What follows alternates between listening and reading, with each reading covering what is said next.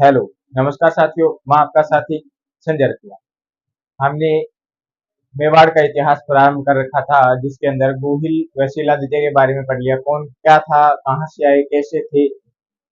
आज हम उससे आगे पढ़ेंगे बप्पा रावल।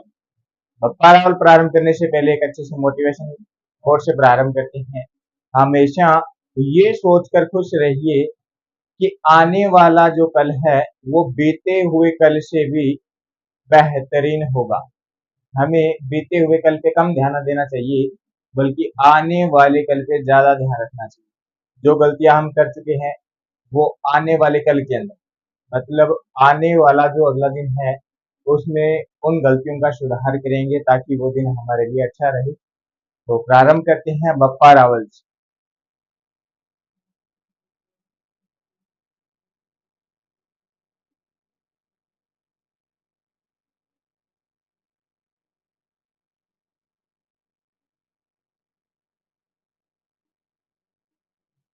बप्पा रावल। बप्पा रावल में पढ़ेंगे। बप्पा रावल का जो वास्तविक नाम है वो नाम है कालभोज। बप्पा रावल का वास्तविक जो नाम है वो नाम है कालभोज।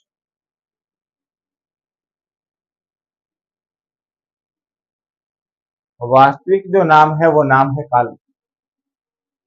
फिर किन्हीं लोगों ने ध्यान दिया, अगर वास्तविक नाम कालभोज है तो बप्पा रावल क्या है। सबने अलग अलग बताया। कोई बप्पा रावल नाम बताता है, कोई बप्पा नाम बताता है, रावल उपाधि बताता है, कोई रावल नाम बताता है, बप्पा उपाधि बताता है। फिर हमारे अंदर हिस्ट्री के अंदर हम एक व्यक्ति पढ़ते हैं, जेम्स टोड। जेम्स टोड ने बताया बप्पा और रावल क्या है। ये कहता है कि रावल जो है वो राजकुल से संबंधित है। रावल जो है वो राजकुल से संबंधित है, कि जो राजकुल वाले हैं वो रावल लगाते हैं, कोई भी है वो रावल लगाएंगे। अगर महाराज कुल से है तो वो महारावल लगा लेंगे। फिर बच गया बप्पा। तो ये बप्पा क्या है। जेम्स टोड कहता है बप्पा जो है, जेम्स टोड ये कहते हैं बप्पा शिलादित्य जो था उसकी उपाधि है, शिलादित्य की उपाधि, शिलादित्य की उपाधि है बप्पा। फिर आगे बात करें, फिर एक कवि और आ जाते हैं राजस्थान के अंदर, महान कवि श्यामल दास, जिन्हें कहा जाता है कवि राजा श्यामल दास। कवि राजा श्यामल दास।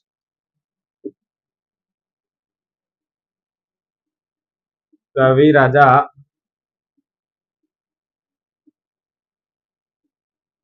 श्यामल दास जी, इन्होंने अपनी पुस्तक वीर विनोद में, इनकी एक पुस्तक है जो काफी फेमस है, प्रचलित है। इन्होंने इसके अंदर बताया ये जो बप्पा है ये उपाधि है, लेकिन ये जो उपाधि है वो शिलादित्य के पुत्र महेंद्र की है। शिलादित्य के पुत्र, शिलादित्य के पुत्र महेंद्र की है। बप्पा जो उपाधि है किसकी है, शिलादित्य के पोते पुत्र महेंद्र की। फिर हीराचंद ओझाई, इन्होंने बताया कि ये बप्पा और ये रावल है क्या। हीराचंद ओझा जी, अपने सीधा लिख लेते हैं ओझा जी। ओझा जी क्या बताते हैं, ओझा जी बताते हैं कि मैंने मेवाड़ के क्षेत्र में, मेवाड़ के जो बही बाट है उनको पढ़ा, राज प्रशस्ति को पढ़ा, नैन सिंह की ख्यात को पढ़ा, जिसमें बप्पा के बारे में कुछ बातें जानकारी मिलती है, उससे संबंधित मैं बताता हूं। बप्पा ने बताया कि बही भाट, राज प्रशस्ति, उसमें लिखा हुआ है कि बप्पा के पुत्र का नाम खुमान है। बप्पा के पुत्र का नाम है खुमान है। इससे हमें यह पता चलता है कि वास्तव में नाम बप्पा ही है और उसका पुत्र खुमान है। फिर आगे एक और पढ़ते हैं, हम पढ़ेंगे बप्पा रावल के बाद में अल्लट आलू रावल, उसमें एक ग्रंथ की बात करेंगे। उसी ग्रंथ के आधार पर बप्पा रावल के बारे में भी जानकारी मिलती है। उसका नाम है आठपुर अभिलेख। आठपुर अभिलेख इधर लिख लेते हैं।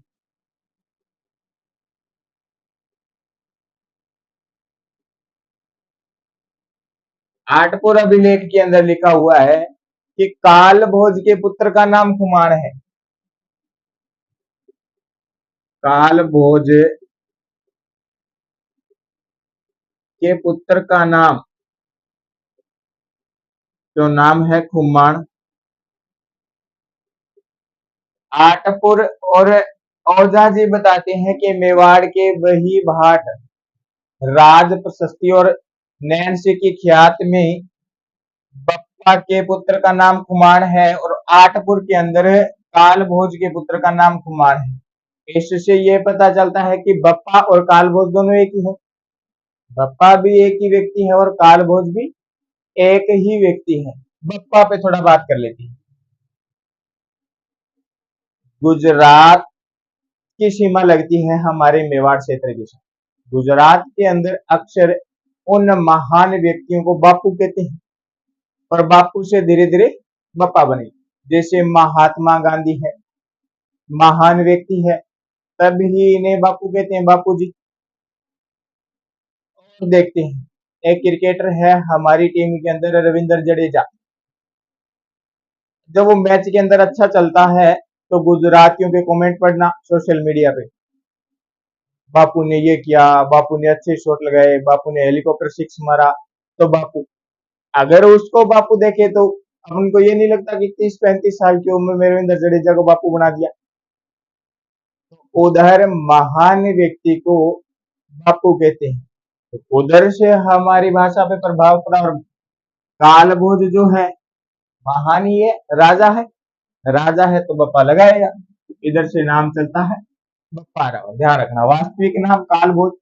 इनके नाम के बारे में कुछ जानकारी मिलती है, ये इधर देख लिया। जेम्स टोड बताता है शीलादित्य, जिसकी उपाधि है बप्पा रावल। कवि राजा श्यामल दास बताते हैं वीर विनोद के अंदर, बप्पा जो उपाधि है शीलादित्य के पुत्र महेंद्र की है।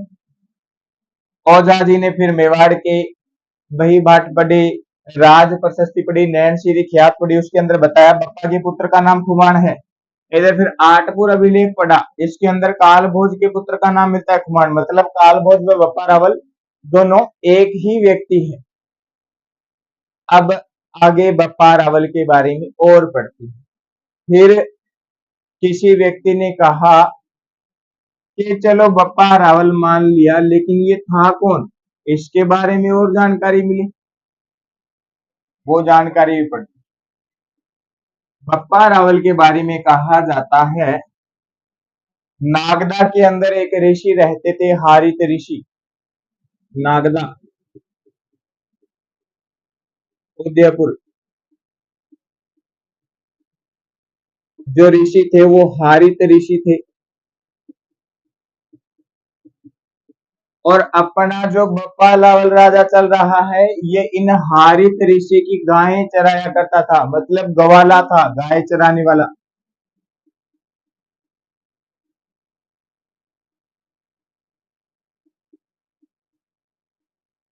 गाय चराने वाला। लेकिन जब बप्पा रावल अपनी इन गायों को चरा के लेके आते और आके वापस ऋषि के पास बैठते, वार्तालाप होती। अच्छा व्यक्ति है बप्पा रावल, गायों की रक्षा करता है, गायों को चरा के लेके आता है।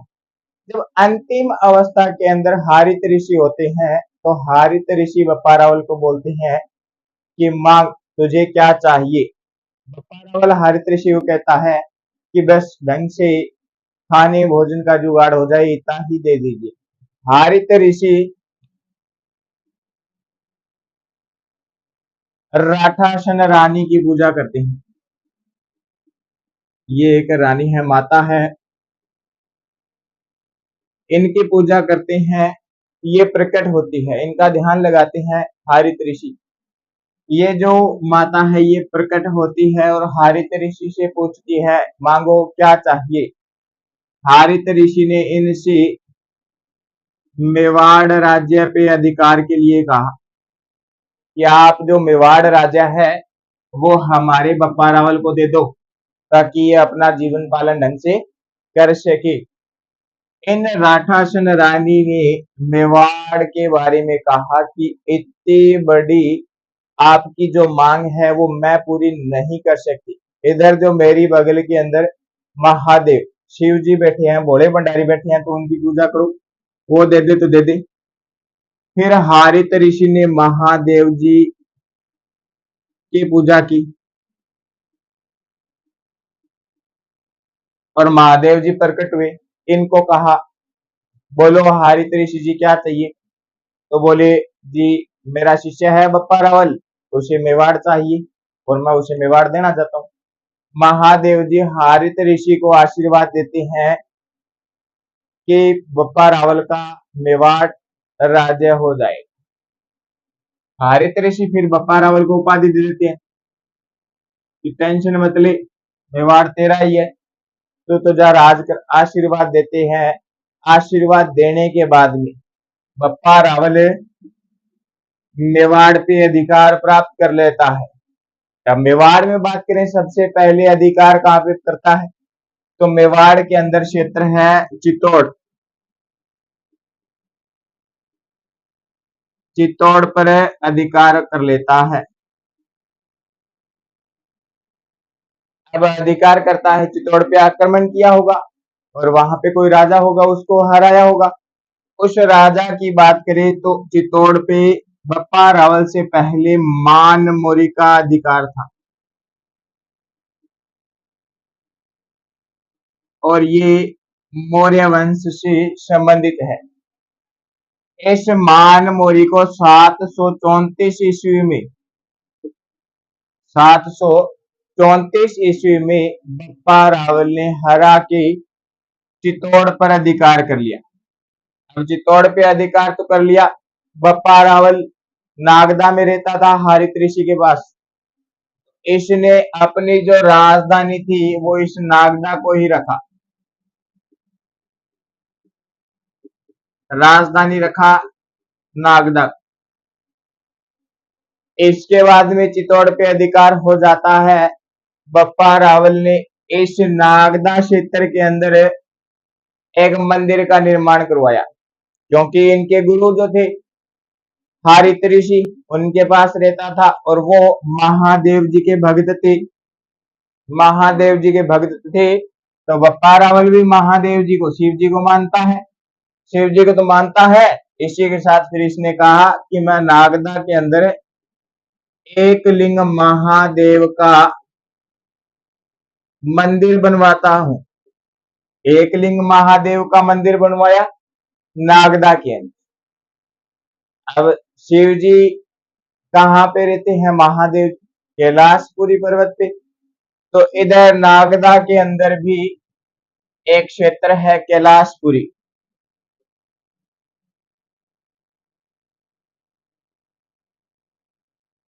अब ऑप्शन के अंदर जैसे आए वैसा ऑप्शन देना है।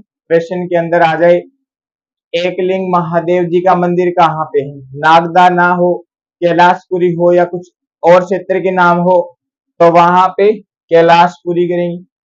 अगर कैलाशपुरी न हो और नागदा हो तो नागदा करेंगे। अगर ये दोनों ही न है और उदयपुर है तो उदयपुर करेंगे। ये तो सारी की सारी जानकारी इधर अपने देख ली। बप्पा रावल, उदयपुर, हारित ऋषि, राठासन रानी, महादेव जी की पूजा। बप्पा रावल को मेवाड़ पे अधिकार हो जाता है, चित्तौड़ पे अधिकार करता है 734 ईस्वी में मानमोरी को हरा के और हारित ऋषि के आशीर्वाद से मेवाड़ पे अधिकार करता है। चित्तौड़ जीत लेता है। चित्तौड़ के बाद में नागदा को राजधानी रखता है और नागदा को राजधानी रखता है और नागदा के अंदर एक लिंग महादेव जी का मंदिर बनवाता है। अब एकलिंग महादेव जी का मंदिर बनवा लिया।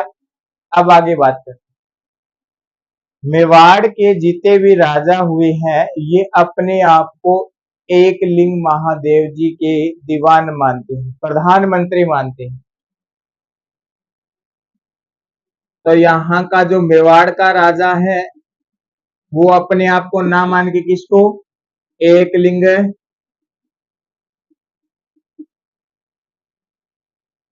महादेव जी को मानते हैं और स्वयं को इन महादेव जी का दीवान मानते हैं। दीवान प्रधानमंत्री,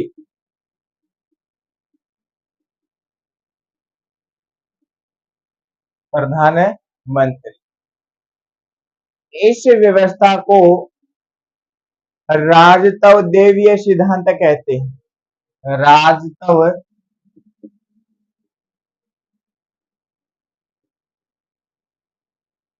देवीय सिद्धांत,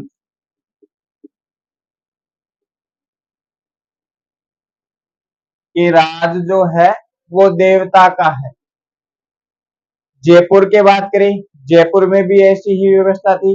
जयपुर के जो राजा थे वो अपने आप को जयपुर का राजा नहीं मानते थे, वो जयपुर का राजा गोविंद देव जी को मानते थे और अपने आप को गोविंद देव जी का दीवान मानते थे। इधर बीकानेर की बात करें, बीकानेर वालों के अंदर यही व्यवस्था, बीकानेर वाले लक्ष्मीनाथ जी महाराज को राजा मानते और अपने आप को उनका दीवान मानते। इनकी व्यवस्था जो ये व्यवस्था है राजतव देवीय व्यवस्था, ये मुसलमानों के अंदर भी प्रचलित हो गई, इन्होंने भी इसको मानना अपनाया।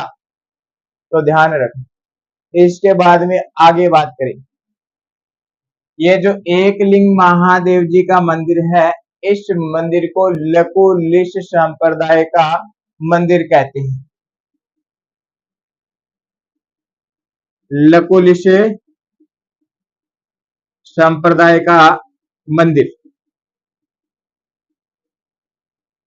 ये भी कहा जाता है इस मंदिर को। आगे देखते हैं इसके बाद, बप्पा रावल ने अपने शासनकाल के समय में सिक्का चलाया। बप्पा रावल कहता है कि उधर शीलादित्य ने सिक्का चलाया तांबे का, गोहिल ने चलाया चांदी का, अपन इतने बड़े राजा होते हैं हम इनसे भी बड़ा सिक्का बनाते हैं।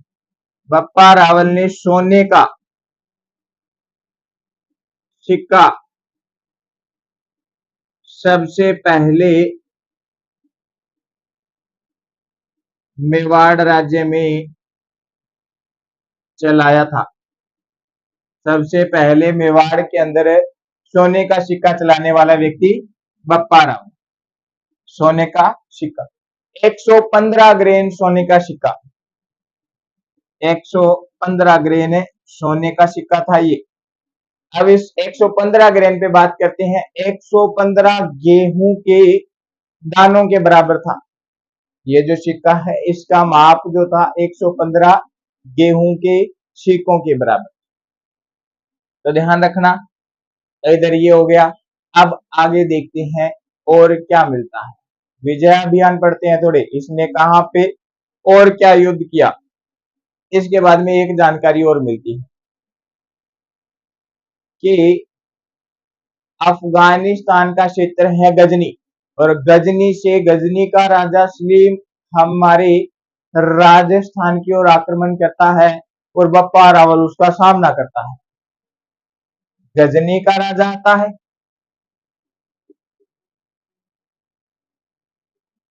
राजा जो है सलीम और अपने इधर राजा बप्पा रावल। बप्पा रावल और सलीम की भिड़ंत हो जाती है।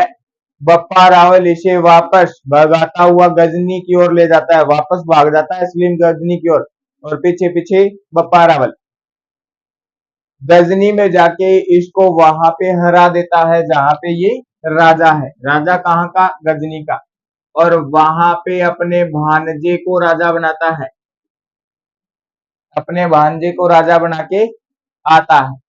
जब ये इधर गजनी जाता है तो बप्पा रावल ने पाकिस्तान के अंदर किसी क्षेत्र में अपना कैंप डाला था और कुछ समय तक वहां रहा। कैंप डालते हैं तो सैनिकों को खाने की व्यवस्था तो चाहिए। धीरे धीरे जहां पे कैंप डाला वो क्षेत्र विकसित होता गया, इधर उधर दुकानें वगैरह बन के गांव बसने लग गया। और उसके बाद में बप्पा रावल वापस आ जाता है, पर बप्पा रावल रुका। लोगों ने पूछा ये कौन सा गांव, तो बोले बप्पा रावल यहाँ पे रुका था, तो बप्पा रावल ने बसाया गांव। और पंजाब के अंदर अपने वाले गांव को बोलते हैं पिंड, पंजाबी भाषा में। और पाकिस्तान पहले पंजाब के अंदर आता था, बाद में बंटवारा हो गया। तो ये पिंड श्री रावल ने बसाया, रावलपिंड से धीरे धीरे रावलपिंडी हो गया। क्या नाम हो गया? रावलपिंडी। तो रावलपिंडी से यह ध्यान रखना है कि पाकिस्तान के अंदर भी बप्पा रावल के नाम पे एक गांव है रावलपिंडी गांव। उस गांव के बारे में कहा जाता है कि ये गांव बप्पा रावल के द्वारा बसाया गया। और रावलपिंडी की बात करें तो आप जानते ही होंगे, टीवी पे आते रहते हैं अक्सर व्यक्ति शोएब अख्तर। शोएब अख्तर को रावलपिंडी एक्सप्रेस कहा जाता है। ध्यान, इनके बाद में इतनी सारी डिटेल के बाद में एक व्यक्ति और पढ़ते हैं, चिंतामणि विनायक वैद्य। ये मराठे इतिहासकार थे। ये हमारे बप्पा रावल की तुलना करते हैं फ्रांस के एक सैनिक थे, चार्ल्स मार्टेल, फ्रांस का सैनिक था ये। इसने अरबों को रोका। हमारे जो बप्पा रावल है इन्होंने अरबों को रोका, लेकिन ये जो चार्ल्स मार्टेल की बात कर रहे हैं अपन, चार्ल्स मार्टेल,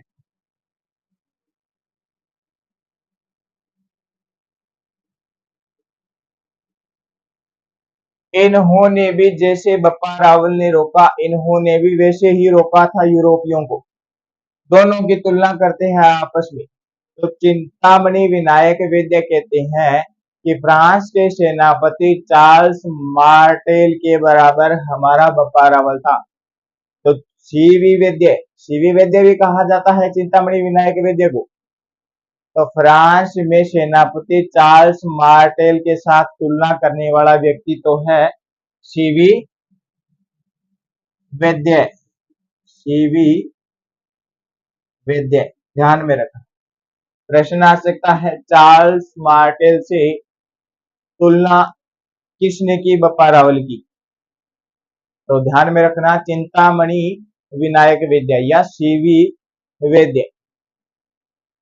हमारे बप्पा रावल के बारे में कहा जाता है बप्पा रावल ने ईरान, खुरासान, हस्पाहान ऐसे क्षेत्र जीत लिए थे, बाहर जाके जीत लिए।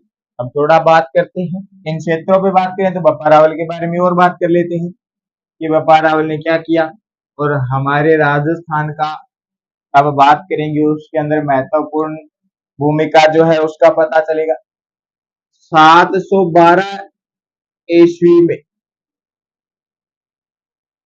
मोहम्मद बिन कासिम अरब कमांडर था। मोहम्मद बिन कासिम अरब कमांडर था ये। इसने अरब से आक्रमण किया और हमारे भारत के अंदर सिंध क्षेत्र को जीत लिया था, अधिकार कर लिया। सबसे पहला सफल आक्रमण 712 के अंदर मोहम्मद बिन कासिम। इस 712 से भारत के अंदर मुस्लिम सत्ता स्थापित होने के लिए 480 साल लग गए। 712 में जैसे ही 480 ऐड करते हैं तो 1192 होते हैं, 1192 ईस्वी। और 1192 ईस्वी में तराइन का दूसरा युद्ध होता है पृथ्वीराज व मोहम्मद गोरी के में। 480 साल, और ये जो 480 साल है, इन 480 साल के अंदर महत्वपूर्ण भूमिका रहती है हमारे राजस्थान के योद्धाओं की, राजाओं की। इतने खतरनाक योद्धा थे हमारे वाले कि 480 साल बाहरी आक्रमणों को भारत पे अधिकार नहीं करने दिया। 1192 के अंदर दिल्ली पे अधिकार होता है और मुस्लिम सत्ता स्थापित होती है। तो ये ध्यान रखना, 480 साल का जो समय था ये हमारे राजस्थान के लिए खतरनाक तो था ही, पर हमारे राजाओं का इन 480 साल में अच्छा नाम है। 712 से 1192 तक का जो सफर है, मुस्लिम या बाहरी आक्रमणों से भारत को बचाए रखने वाला जो क्षेत्र है वो हमारा राजस्थान है, जिसमें हम निवास कर रहे हैं। तो ध्यान रखना, हम उस भूमि पे निवास करते हैं जिस भूमि से हमारे योद्धाओं ने बाहरी आक्रमणों के छक्के छुड़ा रखे थे। तो ये बात ध्यान में रखना। अब बात करते हैं बप्पा रावल के उपाधियों। इतने बड़े काम की हैं तो कुछ ना कुछ उपाधि तो मिली होगी, टाइटल तो दिया ही होगा किसी ना किसी ने। तो बात करते हैं उपाधि, टाइटल। बप्पा रावल की एक उपाधि है हिंदू सूर्य। हिंदू सूर्य। जब इधर 712 में सिंध पे आक्रमण होता है और सिंध को जीत लिया जाता है मोहम्मद बिन कासिम के द्वारा, जायज बात है कि 734 के अंदर हमारा राजा भी हो रहा है इधर बप्पा रावल, ये लड़ा होगा और इनसे लड़ा।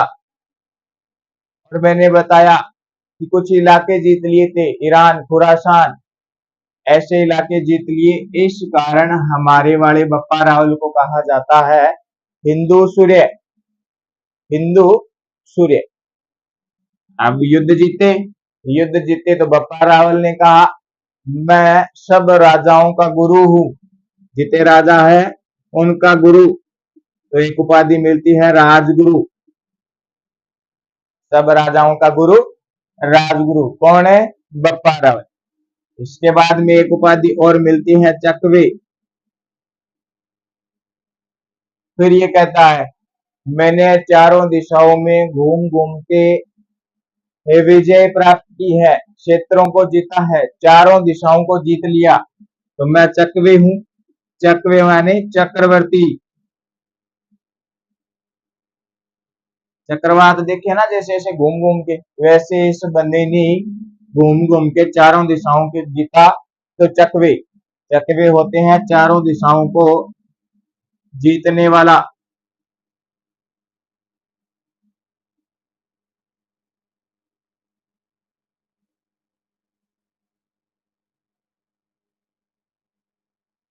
तो ये सारी की सारी जानकारी है बप्पा रावल की। इसके बाद में पढ़ेंगे अल्लट। अल्लट के बाद में क्षेत्र सिंह और उसके बाद में आता है राजा रतन सिंह। थोड़ा बड़ा राजा वही है। अल्लट के बारे में दो चार बात है, क्षेत्र सिंह के बारे में दो चार बात है, क्षेत्र सिंह एक ही बात है। थोड़ा रतन सिंह के बारे में हमें थोड़ा पढ़ना पड़ेगा, उसके समय में थोड़ी घटना होती है जो ध्यान में रखनी पड़ेगी। रतन सिंह और पद्मनी। आज तक की क्लास यहीं समाप्त करते हैं। इसमें हमने मेवाड़ का एक राजा पढ़ लिया बप्पा रावल। इतनी जानकारी मिलती है बप्पा रावल की और यहीं से प्रश्न आते हैं। धन्यवाद साथियों, आशा करता हूँ आपको यह मेरी क्लास अच्छी लगी होगी। अगर क्लास अच्छी लगी है तो लाइक कमेंट शेयर जरूर करें और चैनल को सब्सक्राइब करना न भूलें। मैं आपका साथी संजय रतिवाल।